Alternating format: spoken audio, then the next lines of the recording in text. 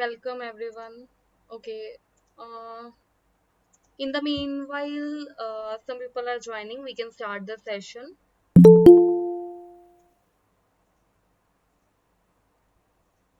Okay. Good evening, everyone. First of all, I will introduce myself. I am Loveleen Kaur.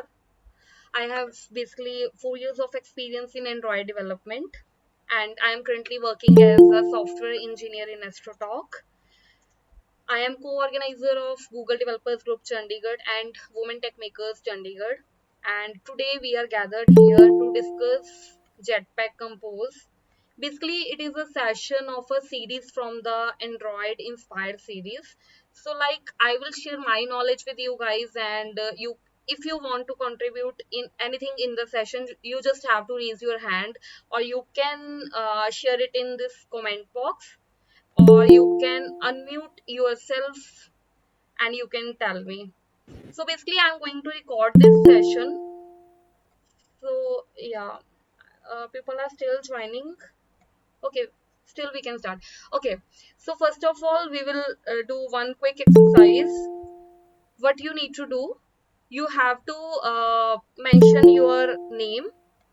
If you are a professional, your company name and your experience, and if you are a student, you have to just mention your college name and the year of your degree. So can you please write in this comment box? So just we know each other that how many participants are there and from like which companies or colleges or universities we have the participants. You just have you mention. I am writing here like Loveleen Kaur, software engineer, Android. People are still joining. Android. Okay. Okay, so I guess you guys don't have any issue because I'm like recording this session. I will put this session in YouTube as well. Okay. Yeah, just mention your name, company name, and if you are like from Android background, your experience.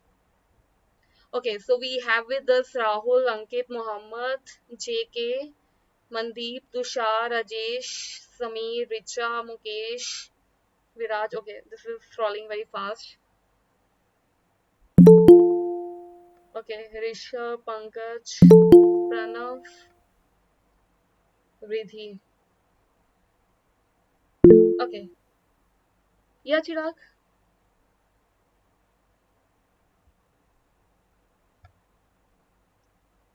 Shubham, Ankit. Okay, so, so first of all, I will explain the agenda of this session that what I am going to discuss and how many parts of this session is going to be. So, firstly, I will discuss one presentation with you, like the basics of Compose at in this basically presentation I am going to discuss about what, why, and how, like what is Jetpack Compose and how we are going to use it and why we are going to use it, because like we already have a XML and basically we are if we are migrating to Jetpack Compose, then why we are going to migrate it. And the second part of this session is going to be basically the Jetpack Compose pathway which Google is recommending us, that which pathway we need to follow. Like for example, if you are a beginner in Android, which pathway you need to follow, and if you are, let us suppose, experienced developer, for example, if you have a experience of 3 years, 4 years, 5 years, and if even more, then what path you need to follow. And the third part of the session is going to be the Google badges for Jetpack Compose, the pathway which you are going to follow. Basically they are going to lead you the Google badges, and you can also mention that Google badges in your resume. And the fourth part of the session is going to be the hands-on experience in Compose. I'm going to create one new project of the Compose, and I'm also going to show some basic architecture of Compose project. So basically we are going to cover these sections in today's session.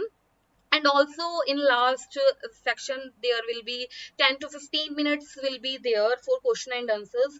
If you guys will have any questions in between also, you can just raise your hand, and also you can mention your doubts in comment box. Okay, so I hope so now we are good to start. So I'm going to share my screen and let's start the presentation.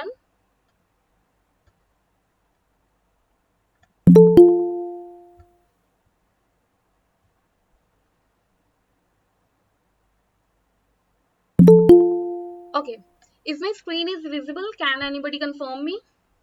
Yes, it's visible. Okay, Yes, it is visible. okay, thank you so much. Okay, so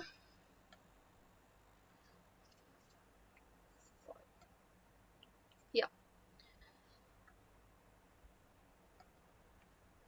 so basically, first of all, I will discuss the agenda of this presentation. So basically, first of all, we will discuss about the Jetpack Compose. After that, how Compose basically works in Android. The third one is how we can create or make views with Compose, and much more. Okay, so can anybody tell me, like you are in compose session, so can anybody tell me that what is the existing problem with the UI kit of Android? Like we are making the UI with the Android in Android Studio with the help of XML. So what is the problem in that system? So Google introduced Compose. So like why Google introduced Compose? Can anybody tell me?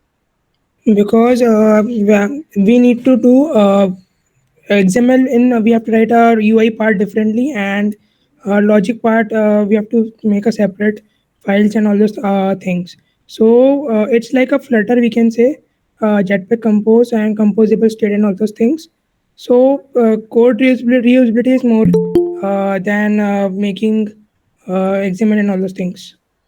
Yeah, thank you, Tanishq. Thank you for the answer. Yeah, you are very right. For XML, what exactly the problem was that whenever we have to design any screen, we have to basically create a two code files for that particular screens. One is for designing part, that is for XML part, and the second one is for logical part. Either it is in like Kotlin or Java. To overcome this problem, so Google introduced Jetpack Compose. In Compose, basically we can do both the things in the single file, and the second reason is basically the Jetpack Compose is a declarative UI. It means that you are declaring your UI in Kotlin, and after that that UI is basically going to be rendered in Kotlin, and then it is going to be displayed on your screen. So to overcome this problem, Google introduced Jetpack Compose. So I will just give you a very brief idea about that, how Compose is going to work. So if you know Kotlin, so it means that you know what this code snippet is.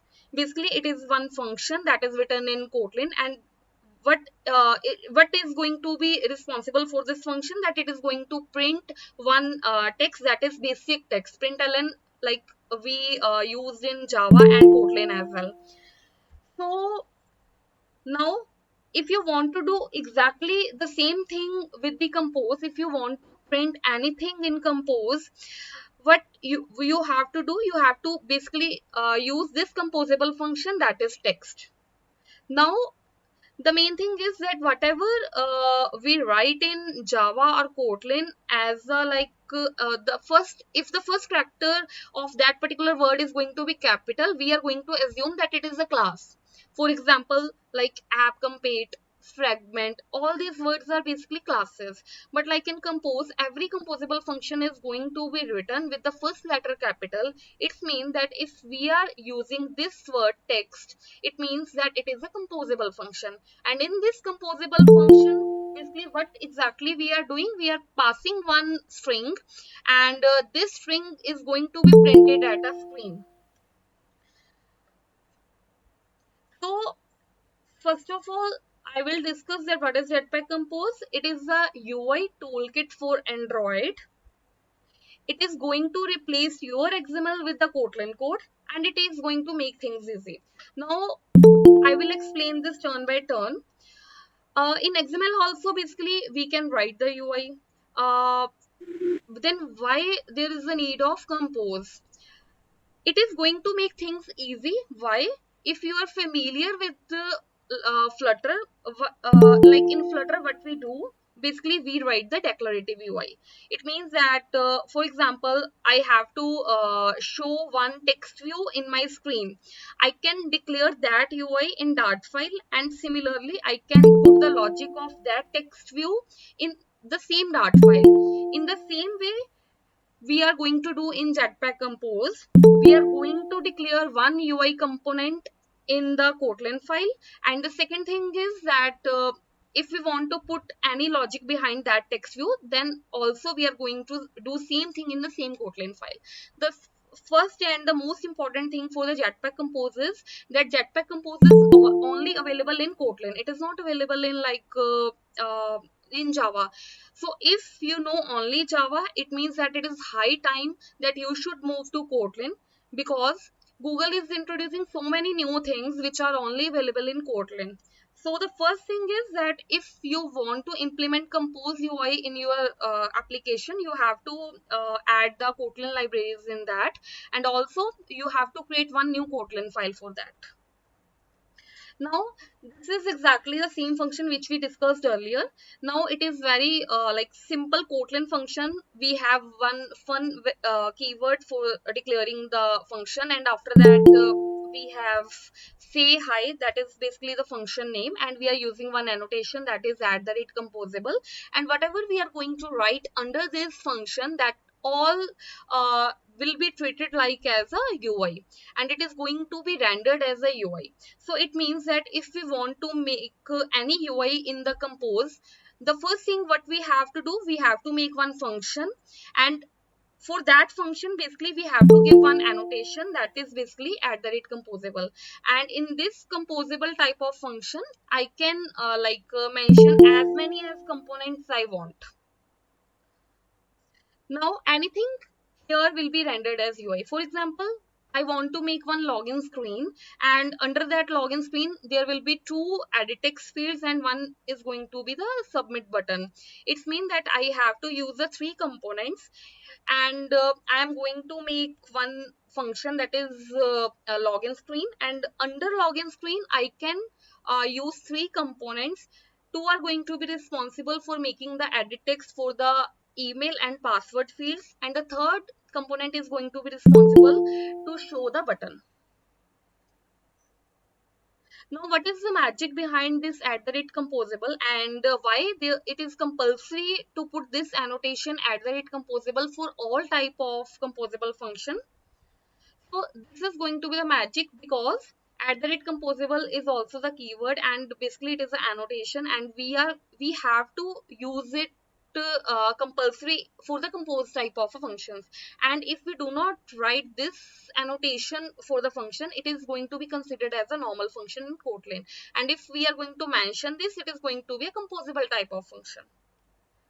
Now you can see here that if we want to print any text in the screen, what I need to do, I need to define one function. Here the function name is say hi, and here I am taking one composable function, that is text, and I am passing one string value in that, that is hello world. And when I'm going to run this code snippet in Android Studio for Compose project, it is going to give me the output for this. And you all know that in Android the dimensions always start from the top left of the screen. So it's mean that if I am not mentioning here the dimensions or the position of this element, it is going to be printed at the top left section of the screen. So can anybody tell me from you guys that what is this word text, text? The first one, capital Text. You can unmute Class, yourself, or you It's can a write class. in comment box. Yeah. Yes, Ajay, you were saying something. So, is it a class? it's a No, it is it's a not. composable function. Yeah, Tanesh, you are right. It is basically a composable function, because I already mentioned here that text is basically a composable function, and we are passing one argument in this composable function, that is hello world. Okay. So now we will discuss that how does it render. whatever we are writing in the composable function, how it is going to be rendered as a UI in Android screen.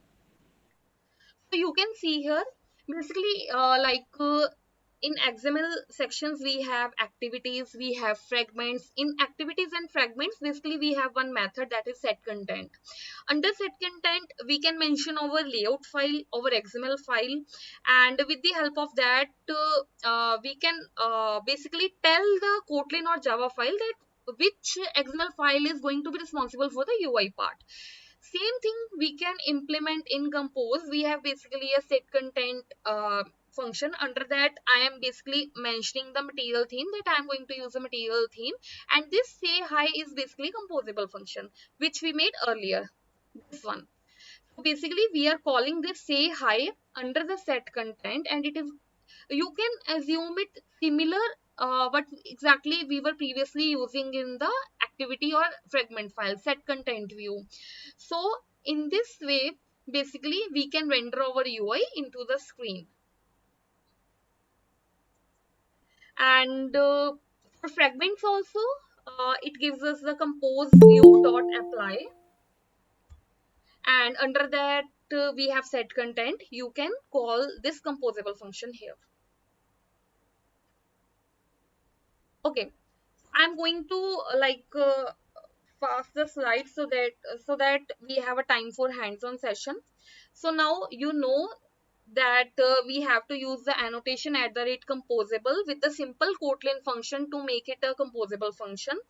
And the second thing is, annotations are also going to be responsible if we want to give some additional properties to that type of a composable function. Then we are also going to use the annotations. Okay. So this we already discussed, that if we are not mentioning any position for the horizontal and vertical points, then this composable function is going to be printed at the starting point, that is the 0, 0 vertex. This is basically the 0, 0 vertex, and the bottom right section of the screen is going to be the max vertices for the screen. So now, okay. So can anybody tell me that how many types of layouts we have in Android for XML? Linear, constraint, Yeah, coordinative, and then Linear layout Relative layout. relative. yeah. We have constraint motion. layout. For linear, we have horizontal, vertical, relative, motion layout. We have a number of layouts for the XML Frame part. layout. Okay, I want to ask one more question to you guys. How many Android developers are there? I can see the number of participants, that is approx 74. Okay, so it's mean we have number of Android. I think so. There are maximum Android developers in this session. So I want the answer from you all, guys. If you don't want to speak, you can write in the comment box whatever I am going to ask, and no problem if the answers are wrong or right. No one is judging here, so you just have to write the answer in the comment box. Okay. Yeah, the answer was right. There are number of layouts present for XML part, but like for Compose, Google, like in the starting of the session, I mentioned one line that Compose is basically there for the easiness for the Android developer. Yeah. So in Compose, we have only three layouts, that is column, row, and box. We can make any design with the help of only these three layouts. So as you know, we have a linear layout vertical. For this, we have a column in Compose. For linear layout horizontal, we have a row. And for, I can say relative layout or constraint layout, for these type of a layout, we have basically box. So I can quickly show you that how row is going to work. You can see here, there is one composable function. And what is the name of this composable function which you are seeing in this screen? Can anybody tell me? Row layout. Row layout. Row layout. Yeah, Roll out. exactly. Right. The Row composable layout. function name is row layout, and under row layout again we have one layout, that is basically row. It's mean that we are telling the compose that we want to draw one row, and under one row basically I have three components, that is text, text, and text. And in this text I am basically passing welcome, then to, then droid cone, a pack. Okay, and you can see here the output of this row, that basically these elements are basically going to be printed row wise. And for the same components, that is for text, you can see here we are using the column layout. So basically these three texts are going to be printed column wise. So I guess if you know the very basic of Android, you can understand this, that how we can design the things row wise and column wise in Compose. Okay, so here is a very simple example to show the edit text in the stream. Like in XML we have edit text. So in Compose we call it as a text fields. So here you can see we take one composable function, that is text field, and basically here value is a parameter, and we are basically it is a property, and we are passing email state dot value to this value, and after that we have modifier. Okay, so do anybody have an idea about modifier, that what is going to be modifier in this text field? Yeah, it's like Public private, yes sir. Public private protected default. No, in a modifier, it's fill max width and border stroke and shape. yeah, it's like I think it's for the Kind of a style. canvas kind of thing. Canvas, like we Basically, to define all the to draw in a attributes of any canvas. So component. yes, Yeah, I can hear, I heard one answer. One guy mentioned that it is going to be responsible for setting the width or setting the height. Yeah, maybe we can say that in Flutter generally that we have box experience is the same type of that only. yeah, Uh, that is also Sort right. of defining all the attributes of any yeah, component now. Okay, yeah, that is also right. I can summarize all the points into the single line, that it is going to be responsible to beautify the composable element. If you want to for bring a styling. beauty, yeah, to that element, if you want to set the text color, background color, the shape of the element, like height, width, position, for all those things, modifier is going to be responsible. In very simple words, I can say what exactly CSS is doing with HTML, modifier is going to do with the text field or any other composable function. If you want to make it beautify, basically in XML what we use properties. For example, if I am using the text view in XML, I am using the text color, I am using the background color, border color, all those things. If we want to do all these things for the text field in the Compose, how exactly we can do? We can use a modifier. Here you can see the modifier is fill max width. Fill max width is equivalent to match parent for the XML part, and here we can specify the border stroke is going to be the width of the border, and here we mentioned the color dot gray, and shape is going to be the rounded corner shape. Now again, one question to you guys: if you want to make any image rounded in the XML in Android, how you guys make? We use radius. Use Yes, highlight. drawable, background Corner drawable. radius, background background drawable rebel, and or we set radius there. No, Okay, use glide library and give circle. okay, I will Oh, give you two, three shapeable image options. also we can use. You just have to raise your hand that how many guys you are following that. Okay, so like I put one third party library in my Android Studio project for the circle image view. So can you raise your hand that how many guys you do the same thing? Okay, this is the first option. Second option is that we can make a custom view for the rounded circle, for the rounded image, and we can use that custom view in our XML part. How many of you guys do that? One thing also you can do, you can wrap image view in a card view. You Yeah, can so so basically we call that approach as a jugaad, right? Yeah, yeah, yeah. So how No, many of you guys agree that like for example, I don't have a time, I just take one card view and I'm going to take the like corners of that card view to a very large number, and after that I'm yeah. going to fit one image view in that card view, and that is going to be rounded. Okay. Yeah. But ma'am, it is What good is the practice best for option us. here?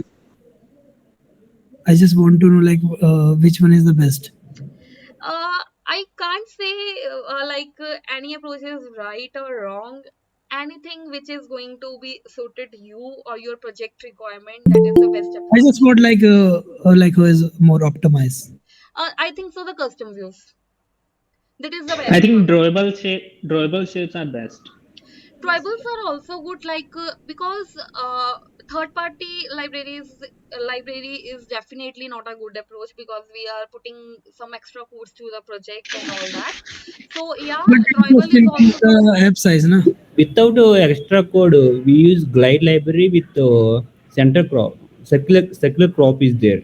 Yes, but still there are a few guys who don't use glide for like showing the Yes. image. They use some another libraries, or like with the help Wave. of the native support for showing the image. For those all purposes, I think so. Drawable is also good, but like from my point of view, the custom views are always the best one. Yes. It Yeah, is but going to take drawing very can low storage.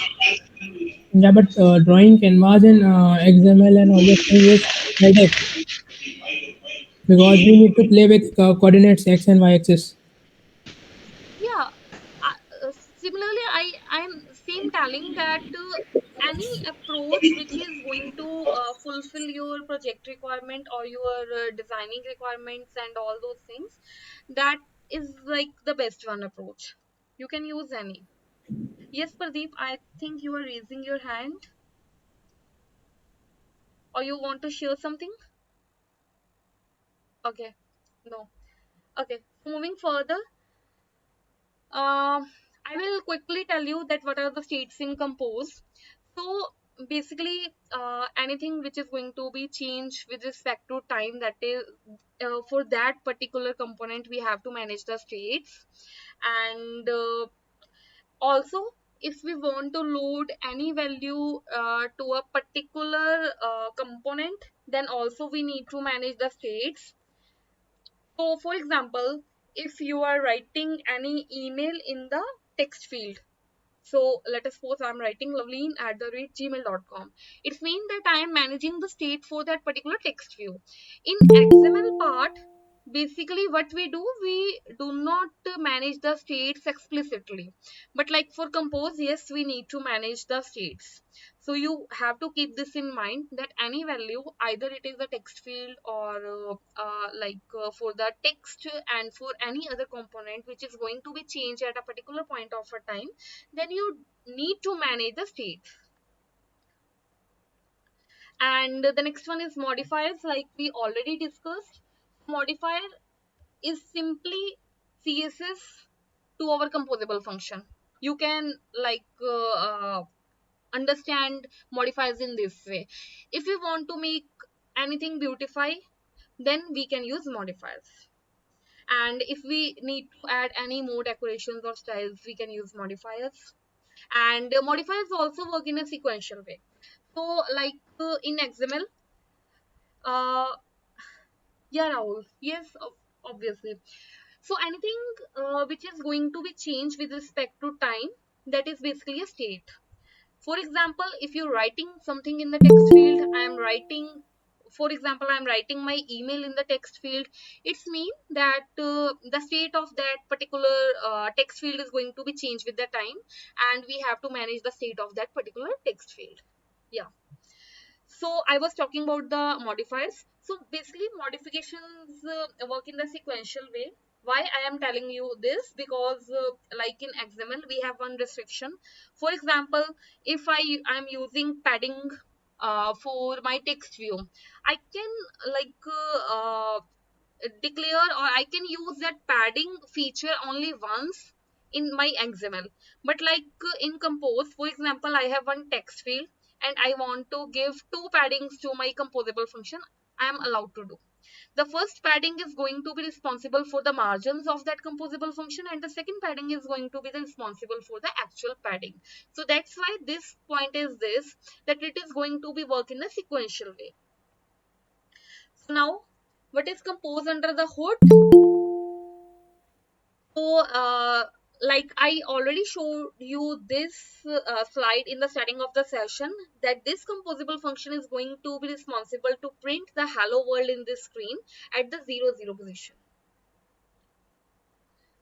And okay, let's see some code and let's compare composable function with the traditional approach of the XML.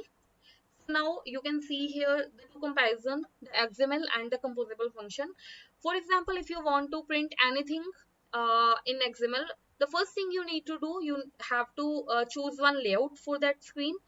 For example, for this text view, I am choosing one relative layout or constraint layout. And under that relative and constraint layout, I am using the text view. Then I am giving one ID, then width, height, then text color, and text size.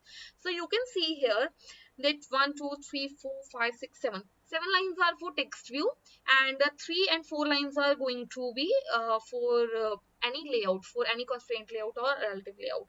So it's mean that for printing one line in XML for one single screen, we need to write the code for approximately 10 to 12 lines. And the same thing if we want to do in compose, what we need to do, we need to define one function, and we have to give one annotation, that is at the rate composable, and after that we have to use one component, that is text. In text I can pass my string, that is hello world, and for color attribute I am mentioning the color, that is color dot white, and font size is going to be 50 sp. So now you can compare exactly that it is very easy to write the code in compose as compared to XML. It is going to save your time, it is going to save your energy, it is going to reduce the number of lines for the code, and also it is a declarative UI, so it is going to be fast as compared to XML. Because in XML, what exactly under the background what processes actually be done, that firstly we are telling the Kotlin or Java file that you have to bind your UI to this XML file, and after that basically that Java or Kotlin file is assessing the XML component from the XML file. But in compose we are mentioning the UI in the same file, we are putting our logic in the same file. It means that it is very easy to write the compose in the code in the compose. But in Compose, we need to manage string file with object class and all those things. Yeah, there are two options. You can manage your string class with in like Kotlin file also, and you can use the string in string file also in the XML part. That is your choice. But if you are going to create one new compose function in the Android Studio, Android is like suggesting you that don't use XML files for the string purposes, Yeah. because compose is basically the replacement for every type of a XML. If you are going to mention your colors, then it's mean that you are going to use one class for that color file. If you are going to use one string file, that it means that you are going to declare one string file. So But yes, how we will manage the local and all those things? Suppose I have multiple languages in my app and all those things. the same thing. Like for localization, basically what we exactly do, that we use number of a string files in as a XML. For the same thing, you have to create the multiple string files as Kotlin files, and you can mention your strings in that the same O- way. It is Okay. just the replacement of the XML. The basic logic behind every functionality of Android project is going to be the same. Yes, Richa, yes, we can use the hello world from string file also. But it is not recommended by the Google. That Google is recommending you that if you want to use any text from the from file, then better to use the Kotlin file instead of XML file. So this is the recommendation from Google. Yeah. So I hope so everybody is clear with this comparison, the comparison between XML and composable function. Okay, so to print anything that is of similar type, that is of a list type, that is of a multiple item, basically what we use recycler view to print the long list. So now here you can see that for any recycler view, what you exactly do, you declare one item file, and after that you have one XML file, and under that XML file basically you are going to write the recycler view code, and after that you have one class for adapter, you have a bind view holder, you have one Kotlin file. It means that it is a long process to print any type of a list in Android Studio with the help of XML, but it is going to be very easy with Compose. In Compose you have basically a lazy columns for, and lazy column is basically going to be responsible to print any list vertically, and you have to just mention your list as a parameter in the lazy column 4. And if you want to print any list in horizontally, what you need to do here, there is, okay, I will tell you that to print any list row wise you have to use the lazy rows for. So it is going to be very easy. Like, I am just giving you the overview that how we are going to use the things in Compose, that like exactly we are doing all these things traditionally in the XML, like in a very long way, but with the help of Compose we can do the same things with less efforts, with less time. So you can do this. Okay, so any question up to this? And then I am going to move to the pathway. So here are the resources for this presentation, that from where you can explore more about the Jetpack Compose. And Uh, now I have one, yes. Share one this links into chat. Yeah, I'm going to share this screen. Yes. one thing I want to ask that how the state management and all those things are there in the compose means that For if state management, I can give you one brief idea. There is one remember state, and there are multiple ways to remember the state of any component. You can use that. You can explore about that. yeah, That yeah, but how, yes, that if we talk about flutter and compose, it's almost same. So yes. yeah, yeah, basically Google has means that advanced version we can say that of a flutter is compose. So Not uh, exactly the advanced version. Flutter is completely different. Compose but is yeah, completely different. You can only say that if you are currently writing the code for the Flutter, you know the pattern, that yeah, we yeah, are declaring UI in this way. We are then putting the logic in this way. For example, there is a scaffold in Flutter. It is also present in Android, because like material UI is going to be same for either it is yeah, Flutter, yeah, We Android, call or it iOS. declarative UI. Yes, yes. You yeah, can but say the approach is same, but the things so are going to be very different in Flutter and Android. It is basically a native Android, and it is going to be cross platform.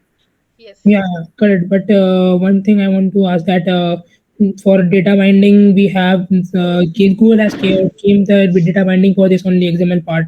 That do a data binding to implement logics and view model and all those things. So how we will going to do in this that That recently that are like for data binding, for view binding, all these things are only for XML, that are not going to work for so yeah, Compose. Yeah. one thing that I want to ask that MVVM is mostly for I would rather than say that for XML part and No, MBI no, is no. introduced. MVVM is not related to XML. If you want to implement MVVM with Compose also, you can. You can But implement MVC with Compose also. Yes. as per the Google documentation, MBI is more preferred for Jetpack Compose. It is not preferred because currently we have Compose 1.2 as a stable version, and with Yeah, the time they are going to develop all the features for Compose as well. Then you can use, obviously, you can use any type of architecture with Compose. yeah. Yes. Yeah, like MVI is more preferred due to that state management thing, no? Yeah, yeah. Yes, Because yes, That is not possible in MVVM right now. yeah, वही correct, correct. yes. It So is going to be So possible one nearby question I have. future because yeah. Yes, Ankit. You can continue, then I can ask. No, no, no. Actually, I'm going to Acha. start the second phase of the I have session. a question that what's the main difference between a remember and a derived state? Most of the things are same in these two components. Okay. Remember and derived state. Yeah. For this, I also need to check because I commonly use the remember. So I can tell you exact difference after the session. Okay, okay, Yeah. works. And if you know, meanwhile, you can share the answer in the comment box. No, like as per what I studied, is that derived state is more often used when there is some change not related particularly related to UI, but Okay. it's updating the UI. Then derived state is more preferred, reason being it only consumes, like it only reflects value until unless the value has been changed. If the Okay. same value is calculated again, it will not change.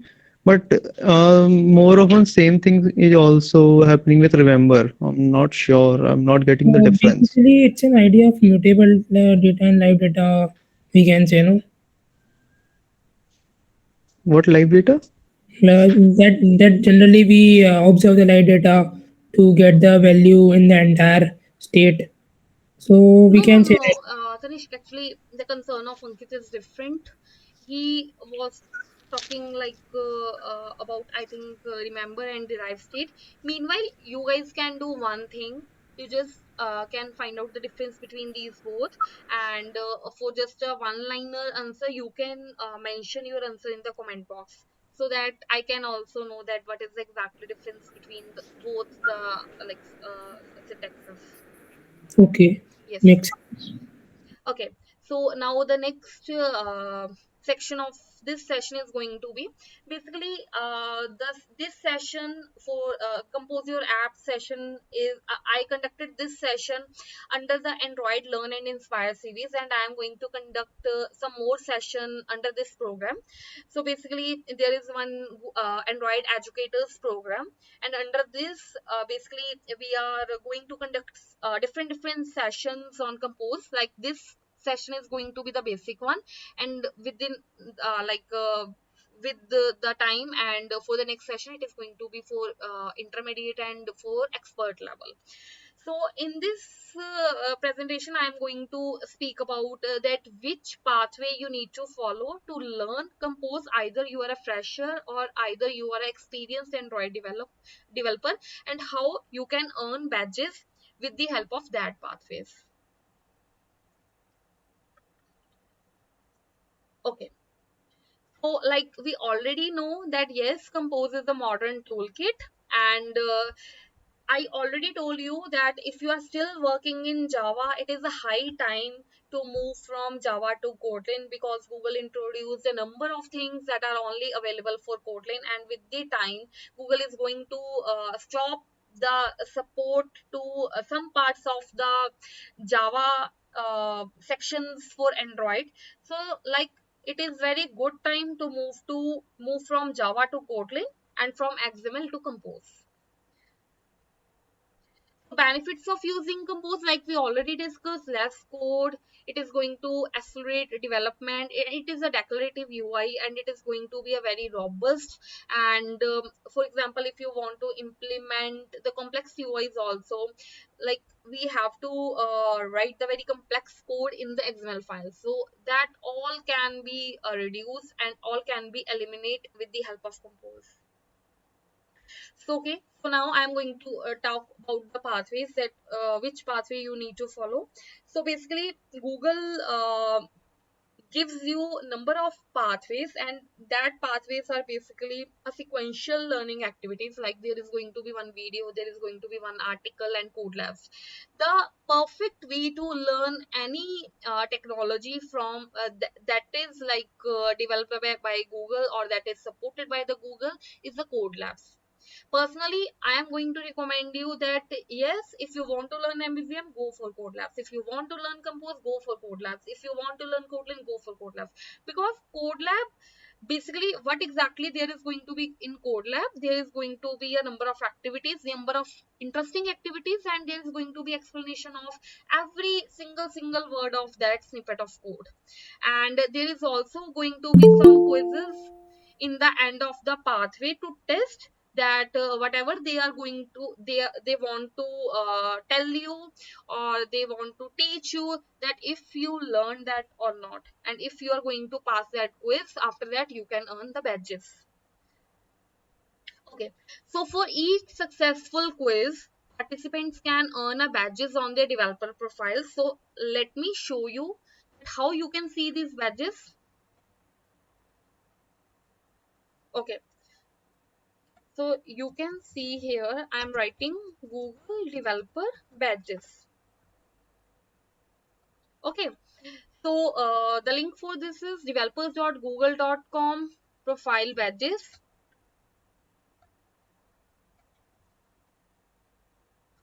I'm sending the link here. Okay, just wait. It is still loading.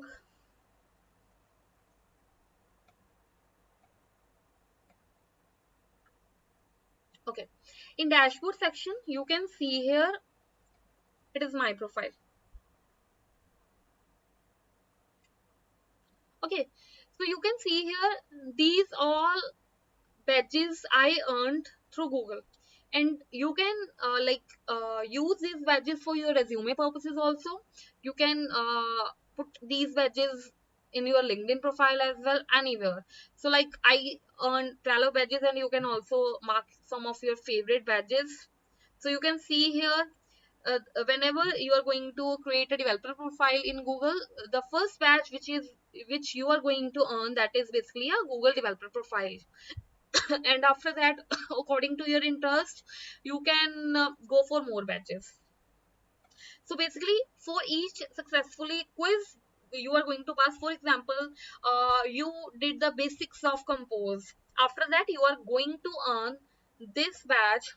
You can see here, introduction to Kotlin pathway, basic layout pathway, and Write Studio pathway. So with the help of these badges, someone can assume that yes, you have the knowledge of this basic module. So you can use these badges. And if you want to learn Compose, you can basically go for, okay, I'm going to send you the link. Basically, I'm going to share this PPT after this session, so you can find all the relevant links from this presentation. And if you are new to Android app development, if you want to learn Android app from the scratch, okay, again, my question is to you guys, how many Android devs are there who have experience less than 6 months, who just started Android? Just raise your hands. Okay, so for you guys, we have this pathway. You can use this pathway, and with the help of this, you what you exactly going to learn Android basics with Compose course. You can go for this pathway. I got so many queries on LinkedIn for the pathways of that which approaches they should follow. So like in this presentation, you can find all. So if you are new to Android development, you can follow this pathway, that is Android basic with Compose, and you can see here. Basically, these are the badges. And after that, when you are going to explore this section, there are going to be a number of activities, either it is video, quizzes, and all those things. And you can unlock your badges. And like by completing the quiz, by completing the activities, you can see here in under unit 1, you can earn 3 badges, building app UI 3 badges, and here display list unit 333. So it's mean that if you are going to complete the whole pathway, you can earn a number of badges. See, you can see here. Okay, so this pathway is basically for freshers, and after that, basically here I mentioned the detailed description of this pathway. For under unit 1 you have 3 section already. You can see here there are 3 section, and after that you have unit 2, after that you have unit 3, unit 4.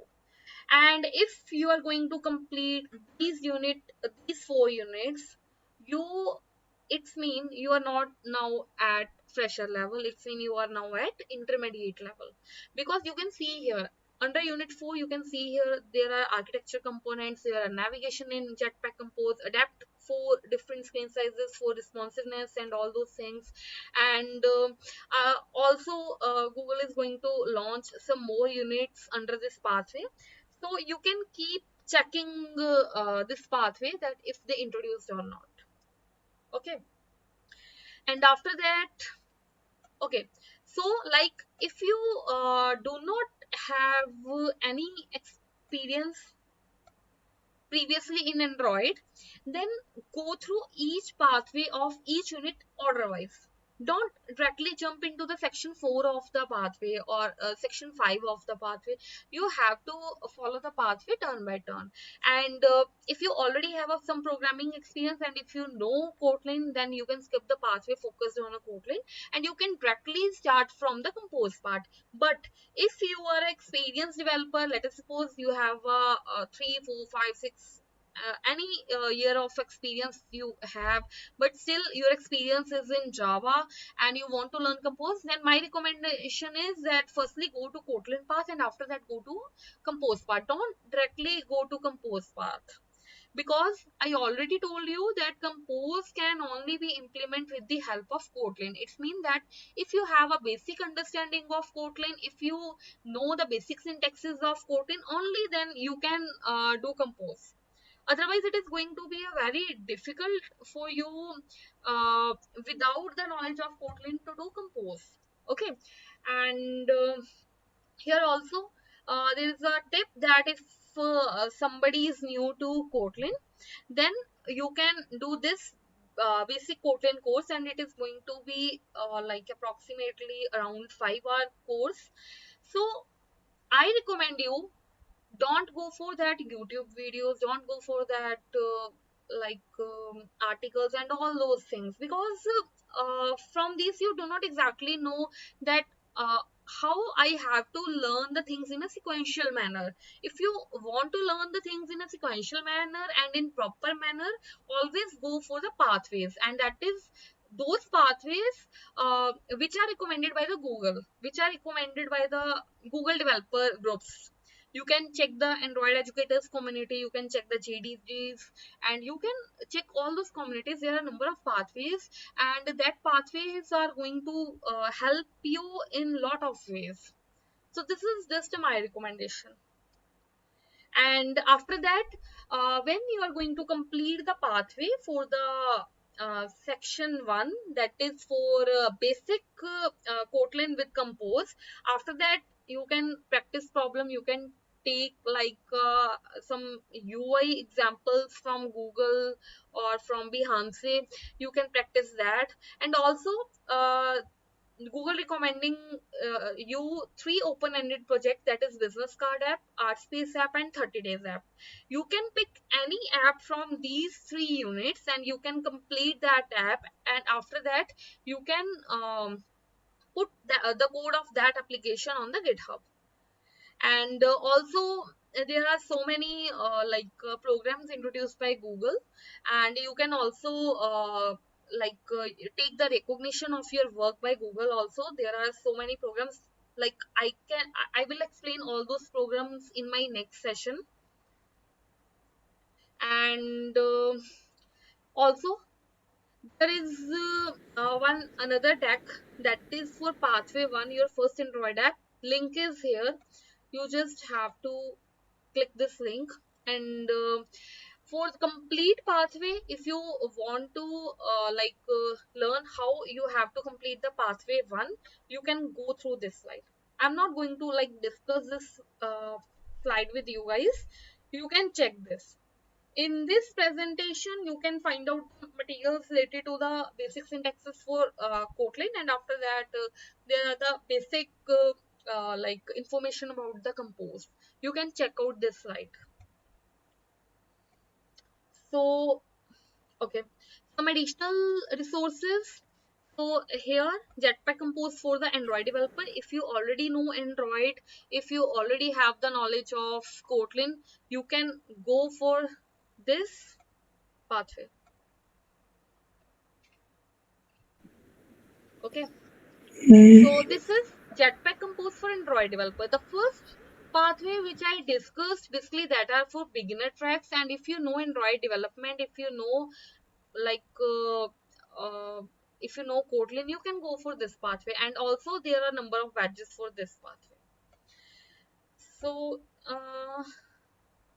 okay, and so whatever you are going to learn with this pathway or the links from this presentation, just when you are going to share anywhere on social media, LinkedIn, Twitter, anywhere, just use hashtag Android Educators, because this session is also under the program of Android Educators. So I am giving a session to you guys under Android Educators community. You just have to use this hashtag. And also, if you want to if you have that curiosity that yes, I want to be featured by the Google, so submit your tips on learning compose to this link. And if that is going to like if that is going to be a helpful to the community, Google can feature you in the blogs, or they have some other programs also for the developers and communities. You can be featured on Google blogs. One thing I want to ask that what's the that Google have expert program? How we can enroll and all those things? I wanted to know. Google developer expert. Yeah. Okay, so Tanishq, that program is basically for the experts, for the developers that are expertise in one technologies. Basically the technology is going to be a Google. Like for example, if you know Android, if you Yeah. want to become the GDE in Flutter, in Dart, in Firebase, so you can go for it. You cannot directly apply for GDE.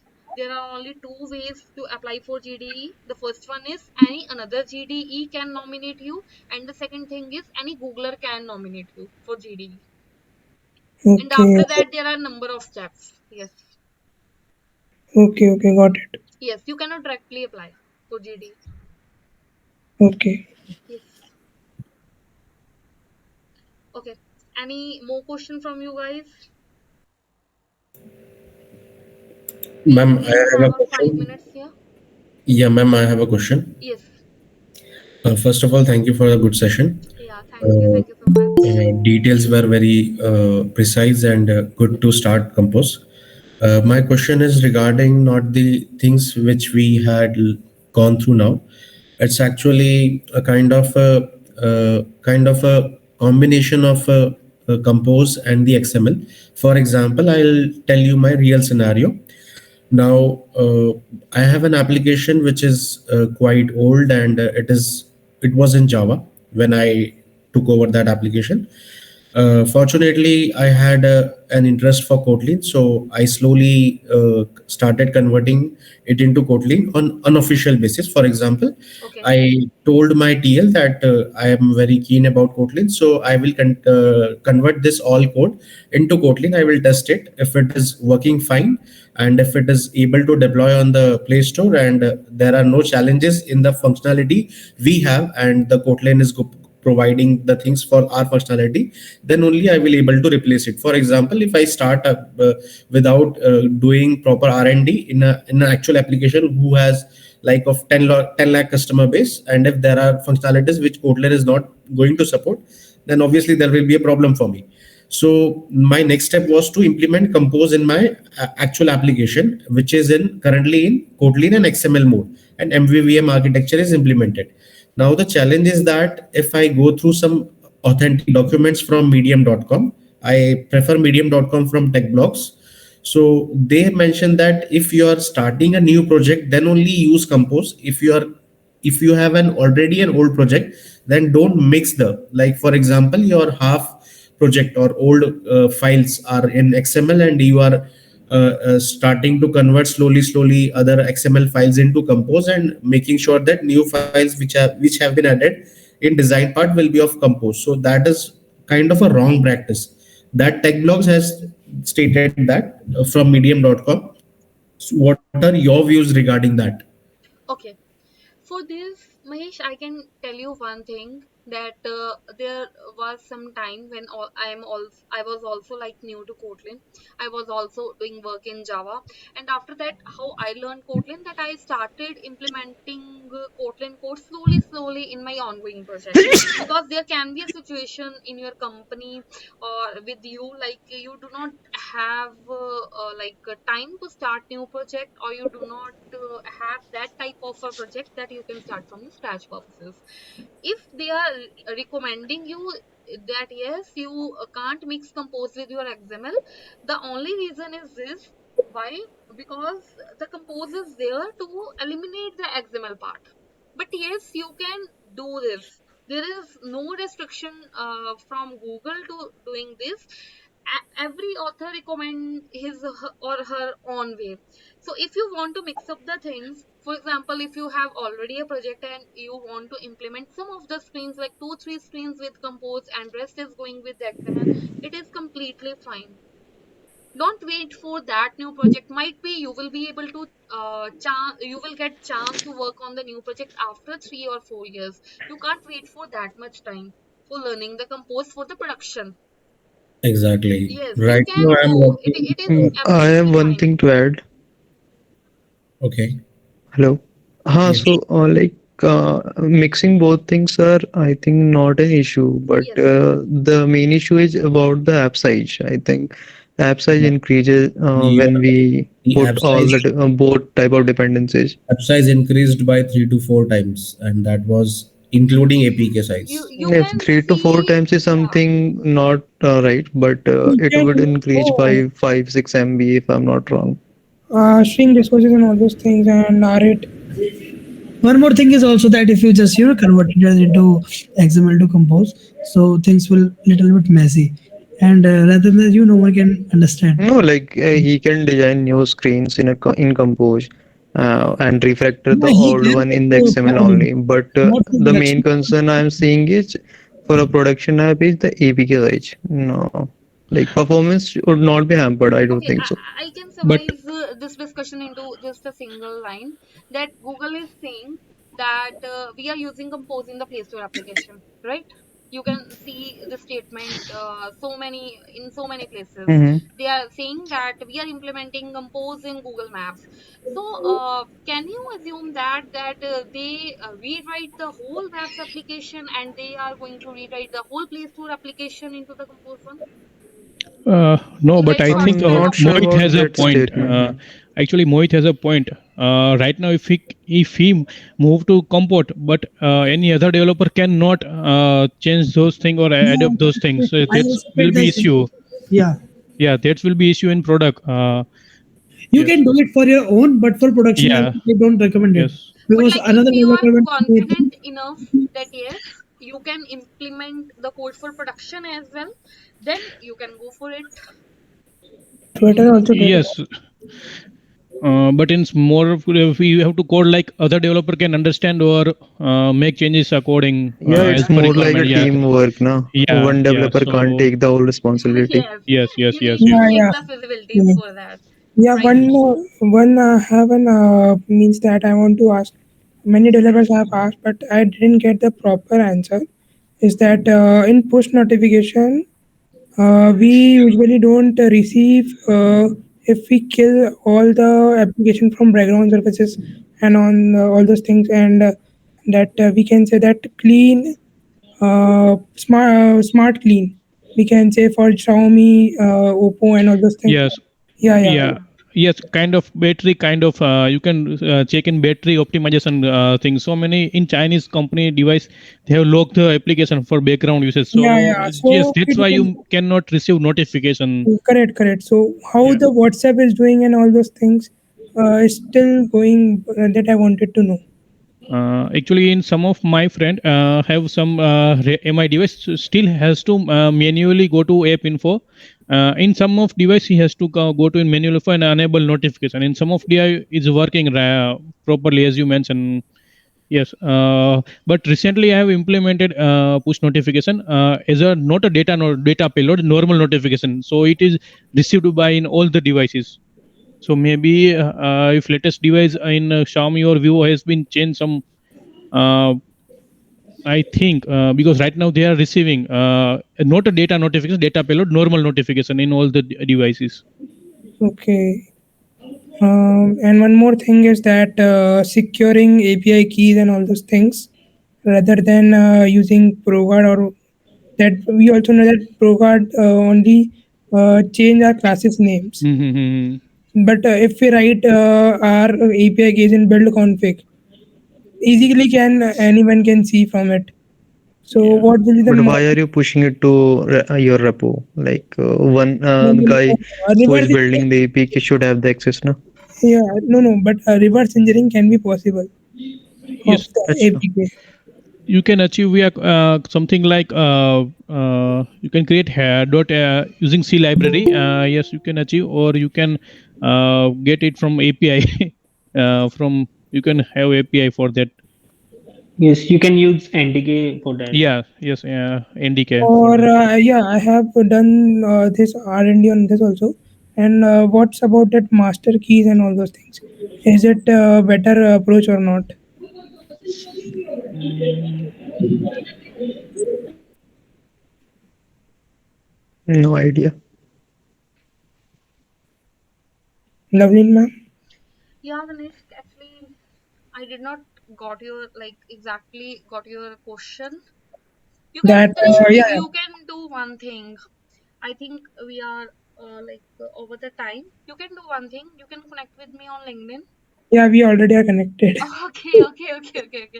Then you can send me your query over the LinkedIn, and Yeah, also, yeah, sure, yeah, sure. I will try to organize one more session that is going to be a completely Q&A session.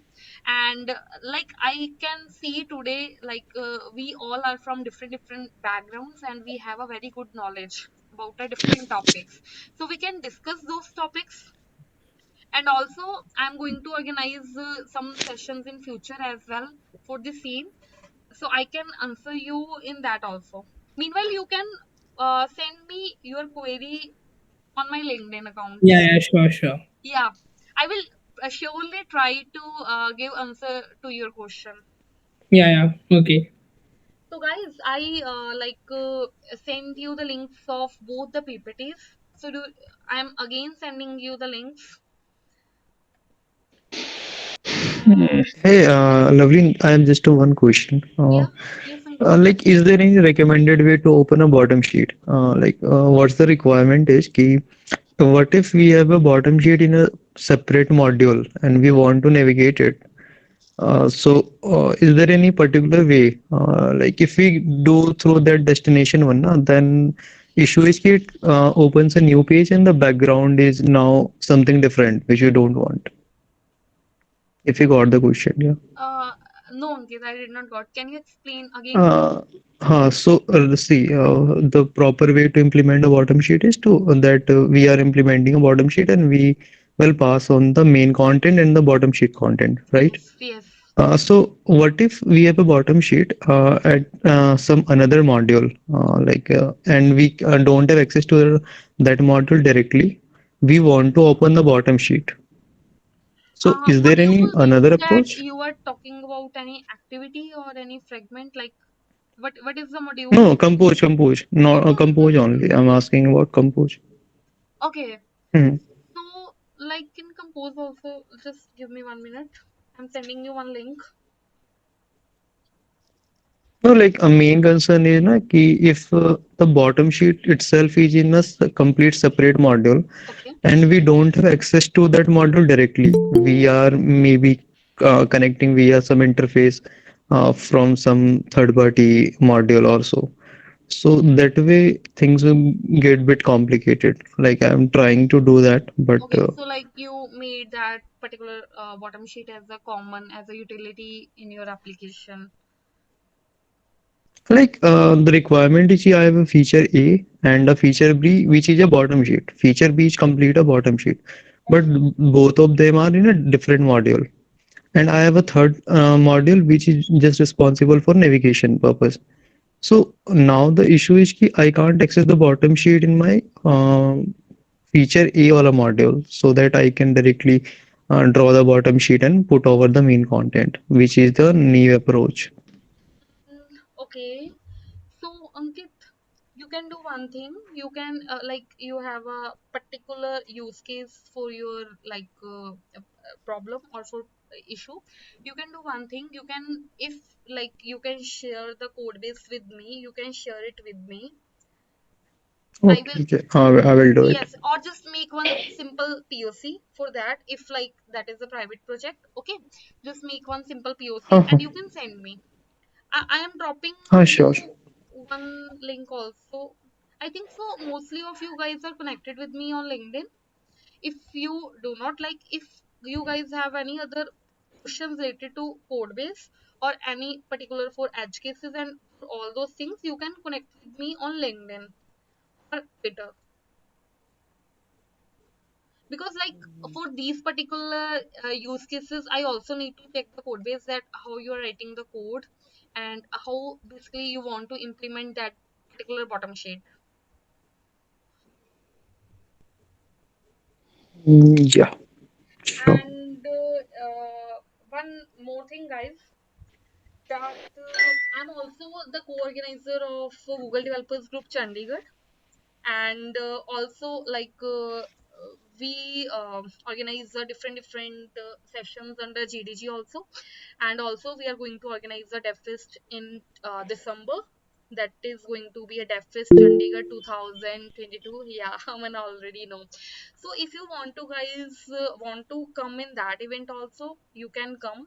That is that event is going to be a purely technical event, and it is going to be a full day event, and there is going to be a number of sessions for Google technologies, and all the speakers are going to be Google developer experts, and either we are inviting the speakers from the Google. So if like you are nearby Chandigarh or if you want to come, you can just follow the GDG Chandigarh on LinkedIn, Twitter. GDG Chandigarh is available everywhere. Okay, and we are going to post the information for the venue and for the date purposes in the coming week, and you can find all the information from there. Okay, and that event is going to be a dev fest event. Ma'am, what can we expect? I mean, on what topics they will be speaking? Any The new topics or a kind of upgrading things? the topics are going to be like I can tell you the tracks, not exactly the topics. The tracks are going to be on Android, Flutter, on cloud, on ML, and any track that is related to Google. We are going to keep those tracks in that session, and there are going to be two type of sessions. Half sessions are going to be for a beginner level and half sessions are going to be for intermediate and expert level, because we are expecting the audience from both the experience levels, and there are going to be a limited registrations for that event, and after that we are going to check that which type of audience are going to become. If everybody is of experience level, then we are going to conduct sessions, all sessions are at going to be at expert level, and if we will have like a mixed type of audience, then the sessions are also going to be at mixed level. But Okay, like thank you you. guys will find all the related information from our social handlers, and you can like follow at anywhere, like either on LinkedIn or Twitter. Okay, thank you, ma'am. Yeah, so I think so we are, yeah, we are already 15 minutes up. Yeah, So, like guys, I tried to share my knowledge with you, and some of you guys also shared your knowledge with our community. And I really, really, really thank you so much, guys, for joining this session. I know this is weekend, Friday, and we just wait for the weekend for whole week, and you guys just joined in the weekend. And thank you so much. Thank you Hope so much, so, Vivek, yeah. for the Hope knowledge. so. I am going to see you Thank you, guys Lavik. in the next session probably. Okay, sure. Thank you. Yeah, thanks. Thanks, Thank everyone. you. Have a nice weekend.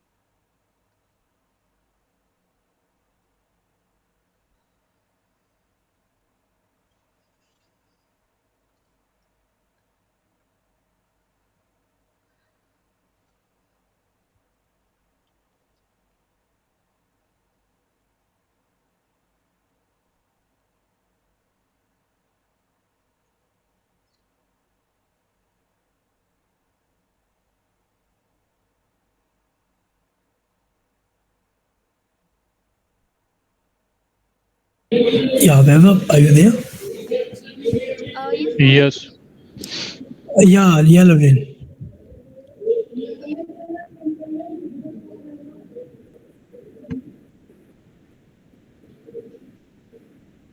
Can we use this meeting for a little bit discussion, like me and Vaibhav, if you don't mind? Okay, okay. Yeah, you can.